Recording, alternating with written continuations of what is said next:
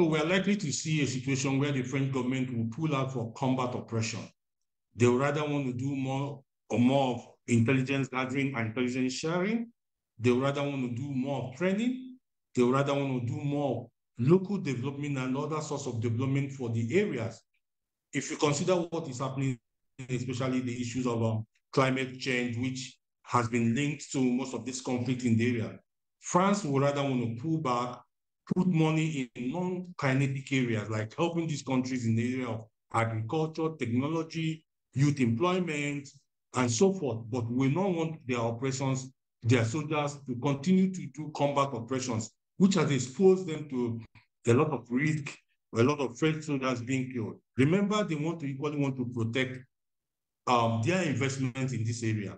The more they pull out from combat operations and support from this other area will reduce their exposure to attacks. So there are a couple of things. French pulling out, of course, will affect the way the combat operations will be carried out. However, if the African Union and other global actors are able to come together to see whether they can form a standby forces, which France, again, said they are interested in joining as part of a global force, but not a force led by France alone. So if African leaders and government of African countries, especially the government of West Africa and other Saharan countries, are able to come together to put pressure at the global stage where they can come together to form a global force, I think that will help in a big way.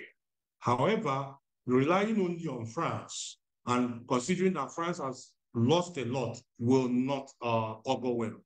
So my thinking is that there should be global effort. But remember, with the war going on in Ukraine and Russia, for now, it might be difficult because countries like the US and most of the European countries are more interested in energy and what is happening between Russia and Ukraine. However, nothing stops the African states to continue to put pressure on these countries to make some sacrifice, considering that ISWAP and ISIS and other Islamic and jihadist groups are still holding sway in West Africa.